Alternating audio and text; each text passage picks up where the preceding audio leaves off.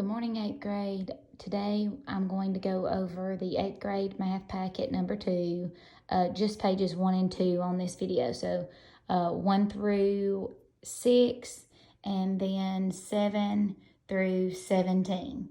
So first, let's start over here on page 1. There were notes attached to the packet. So let me just show you which notes go with which section, and then I'm going to do just a couple of problems for you to explain some things. Number 1 and 2, the notes on transformations. We went over transformations in pre-algebra. We had not gotten to those in Algebra 1 yet due to discussing just Algebra 1 topics. Transformation, there are 4 types of transformations: translation, reflection, rotation, and dilations. So please read over those notes real well. It describes what each of those topics are. And you will have to do just 2 problems on those. If you've noticed in this packet, all of the questions are multiple choice this time. It's quite shorter, and they are multiple choice answers. Number 3 through 6, angle relationships. So on our notes on angle relationships, there are notes on parallel lines, and this is something we did have time to cover in class. To form angle relationships, you have 2 parallel lines that are cut by a transversal. So if you look on all of these problems, number 3 and 4 especially, those are parallel lines and they're cut by a transversal. That's what causes angles to form. So if you look back over here, it also tells you the types of angles formed: corresponding, alternate interior, alternate exterior, and same side interior. You should recognize some of those, and if you have your notebooks at home, we did a foldable on those, and we did several worksheets on those types of angles. So you might want to get that out and use that. There's also a page 2 of notes on this, just describing each of the types: corresponding, alternate interior, alternate exterior, and same side interior. It just describes what each of those are and how you find those on a figure. So if we look back over here at 3, 4, 5, and 6, let's just talk about those for a minute. Let me find my pencil. Okay, let's look at number 3.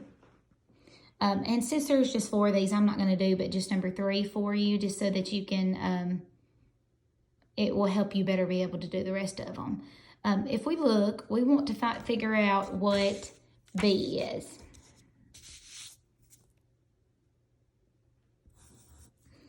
Okay, we know that this angle is 143.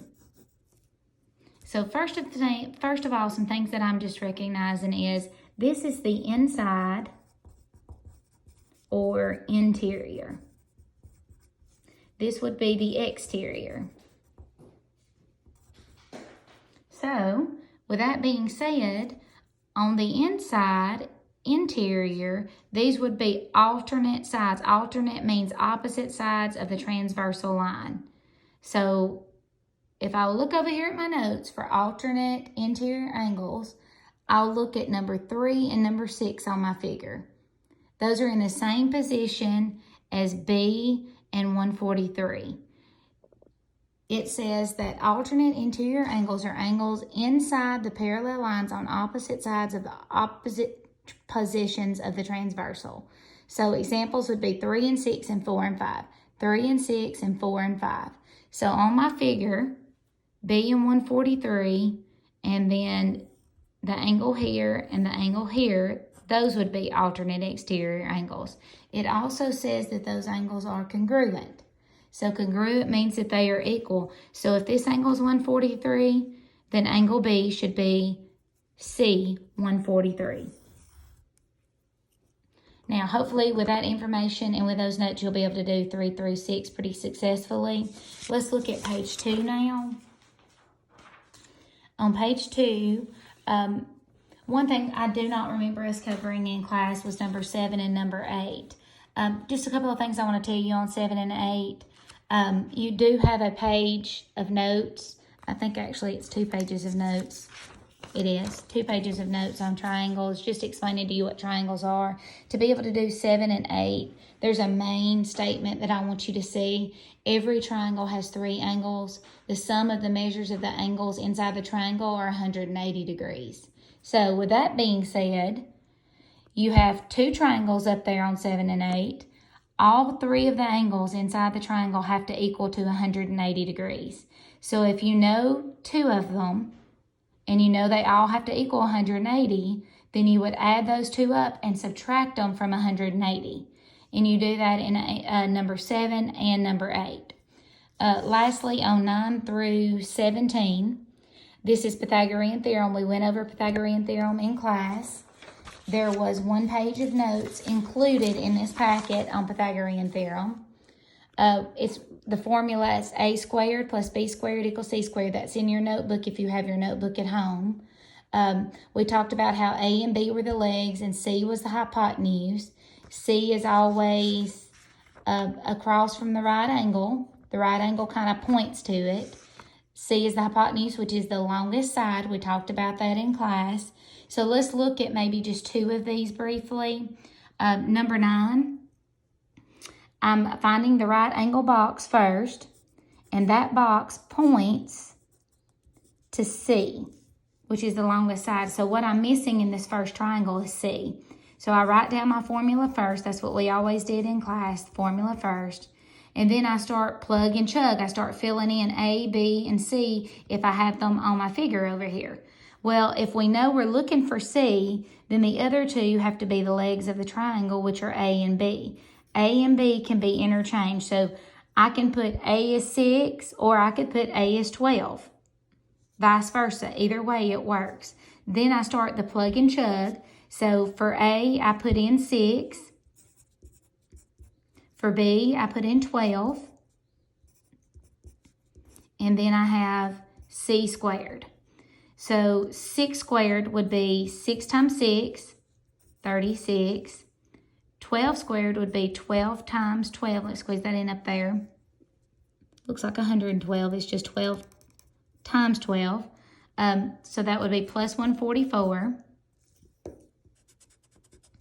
Plus 144 equals C squared. So these are already on the same side, so you just add those together, which would be 180 equals C squared. And then at the end, the last step in all Pythagorean Theorem is to get rid of this squared on the C. The only way to get rid of that is to do the inverse operation of that, which would be a square root. And we talked about inverse operations, and we talked about how a squared inverse operation is a square root. So we do that to both sides. And then you take your calculator, or you could take your cell phone, and you square root 180, and you round it to the nearest 10th, which would be 13.4, which is answer choice D.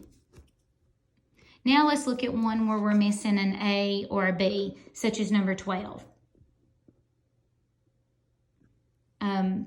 I'm going to kind of take you through this. I don't have a calculator on hand, and I would have to have a calculator or work it out with pencil and paper. But I want to just take you through the first initial steps on number 12. So I'm going to label here. I find the right angle. It's pointing at C. So this time we have C. So let's write down the formula briefly and just talk through this. C would be 6.2 this time. A and B are the legs. We're missing one of them. Let's just say we're missing B. Remember, those can be interchanged. A is 4.9. So this time the setup is a little bit different from last time. Last time we were missing C. This time we are missing B. So we're going to square 4.9 and get an answer. So we're going to do 4.9 times 4.9. And then over here we're going to square 6.2. So we're going to do 6.2 times 6.2 and get an answer. And then we're going to end up with our answers on opposite sides of the equal sign. So when we have our answers on opposite sides of the equal sign, we have to subtract. And we did this in class. We did not have to do this on this one because they were on the same side, so we just added them up, 36 and 144.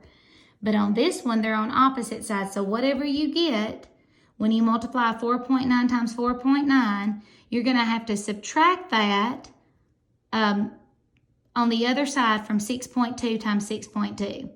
And then at the end, you're still going to square root your answer.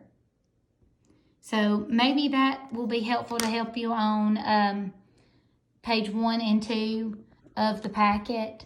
I will be making some more videos on the other pages in packet number 2, and I will send those in the next coming days.